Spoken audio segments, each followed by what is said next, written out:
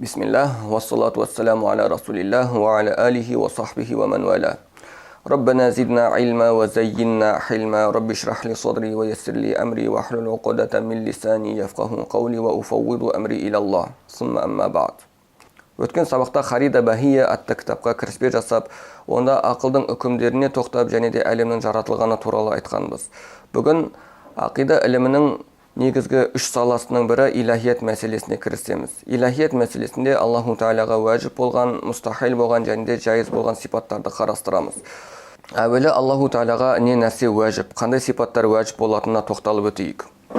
Кітап авторы Ахмад Дарди рахмахулла айтады: فاعلم بأن الوصف بالوجود من واجبات الواحد المعبود إذ ظاهر بأن كل أثر يهدي إلى مؤثر فاعتبري وذي تسمى صفة نفسية ثم تليها خمسة سلبية. Вujуд деген бір сипат бар, ұмытпа. Бұл бір сипат уәжіп Аллаға. Назар салып көз жүгіртсең әр ізге, ізді салған затқа жасар сілтеме. Бұл сипаттың аты сифа нәфсия, кейін келеді бес сифат сәлбия. Бұл кітап авторының сөзі. Кітап авторы Ашғари мектебінің өкілі екенін ескеруіміз керек. Және де Аллаху Тағаланың сипаттарын имам Ашғаридің мектебіне сай ашықтауда. Аллаху Тағаланың алғашқы сипаттарын, Аллаху Тағалаға уәжіп болған сипаттың алғашқы тобын сифа нәфсия деп атады, кейінгісін сифа сәлбия деп атады. Бұл екі топ имам Матуриди мазхабында сифат затия деп аталады. Кейінгі келетін сифат маани менен маанавияға имам Матуриди сифат субутия деп атаған. Енді бұлай бөлудің мән мағынасын ашықтап өтсек. Имам Матуриди рахмахулла Алла Тағаланың сипаттарын сифат затия және де сифат субутия деп бөлді. Неліктен олай бөлді дейтін болсақ, сифат затия деген сипаттар топтамасы Аллаху Тағаланың белгілі бір сипаттарын бекіте отырып, Аллаху Тағаланың бойынан оған жарыспайтын сипаттарды шығарып тастайды. Ал сифат субутия деген Аллаху Тағаланың бойында бар болған сипаттар. Кей топ адамдар, мұсылмандардың кей топтары Аллаху Тағаланың бұл сипаттарын мойындамаған. Алайда әхлі сунна вәл жамаа ғалымдары бұл сипаттардың Аллаху Тағалаға уәжіп екенін көрсетіп дәлелдеп берген. Енді біз Ашғари мектебіне көшейік. Біз Ашғари мектебіменен ашықтай отырып, имам Матуридидің ерекшеленген тұстарында көрсетіп отыратын боламыз. Бірінші сифат ол вujud сипаты. Вujud сифаты ақида терминологиясында уәжид, мужид, маужуд немесе уәжибул вujud деген сынды синонимдермен қатар қолданады. Бұның барлығын қазақ тіліне аударатын болсақ, бар деген сөздің айналасында жүреді, яғни Аллаху Тағаланың бар екенін көрсетеді. Тағы да бір атап өтуіміз керек нәрсе. Имам Ашғари рахимахулла Алла Тағалаға уәжіп болған сипаттарды төртке бөлуінің себебі Аллаху Тағаланы тануға қаратай адамдардың төртке бөлінетіндігінен. Бірінші топ адамдар Алла Тағаланы толықтай жоққа шығаратындардың тобы. Екіншісі Алла Тағаланың бар екенін мойындаған.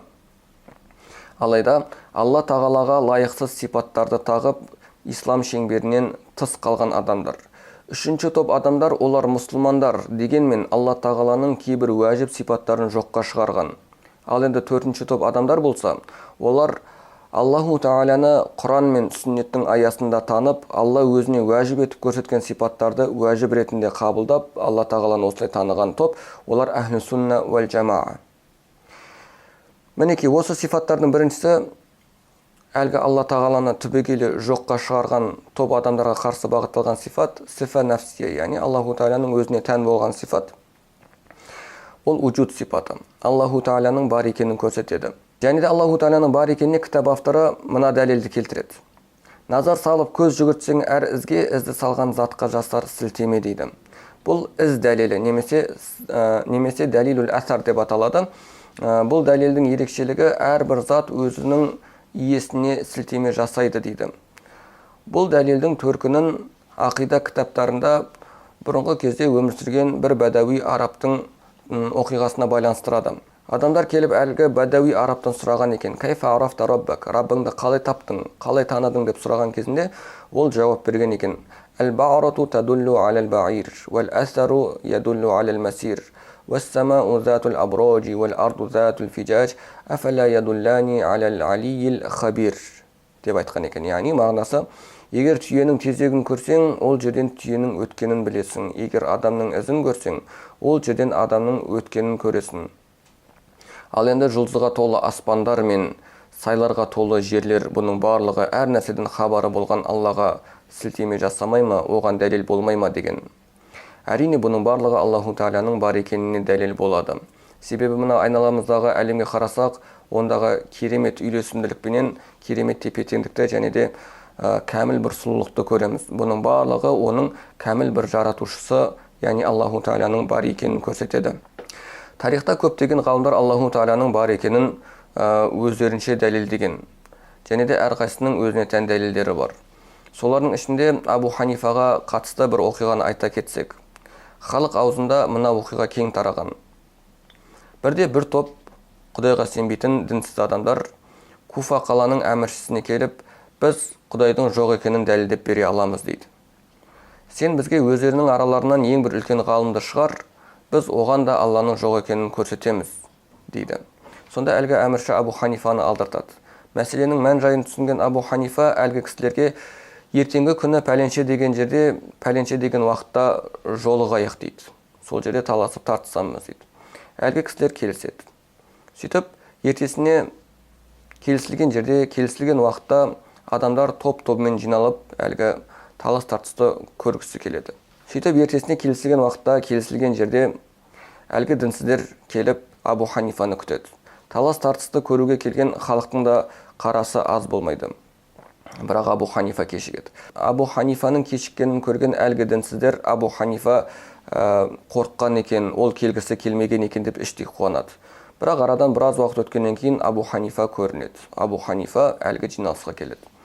Сол кезде Абу Ханифаның кешіккеніне налыған әлгі дінсіздер Абу Ханифаға ұрса жөнеледі. Адамдарды үнемі жақсылыққа шақырасыңдар да, алайда өздерің ол жақсылыққа амал етпейсіңдер.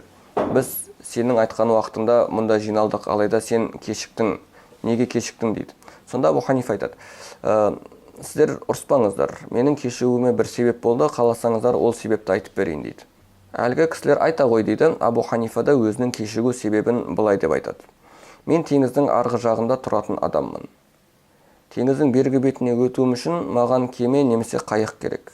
Алайда кемелер де қайықтар да кетіп қалған екен.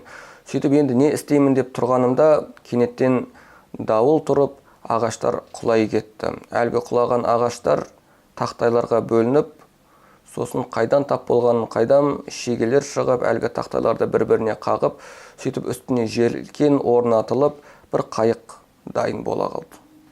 Сөйтіп мен әлгі дайын болған қайықтың үстіне отырдым да теңіздің бергі бетіне өттім дейді. Бұл жауапты естіген әлгі дінсіздер қарқ-қарқ күліп: «Уа Абу Ханифа, біз сені ғалым ба десек, сен мұнда ешбір ақылға сыймайтын бір әңгімені айттың ғой. Қайық өздігінен жасалушы ма еді» дейді. Сонда Абу Ханифа жымиып қана: менің де күткен жауабым осы еді дейді. Себебі қайықтың өздігінен жаратылмайтыны белгілі. Және де бұны сіздер де мойындайсыздар. Солай бола тұра, мына қайықтан сандаған есе үлкен мына кәміл әлемге қарап отырып, сіздер осы әлемді ешбір жаратушысыз өздігінен жаралды деп айтып жатқан жоқсыздар ма?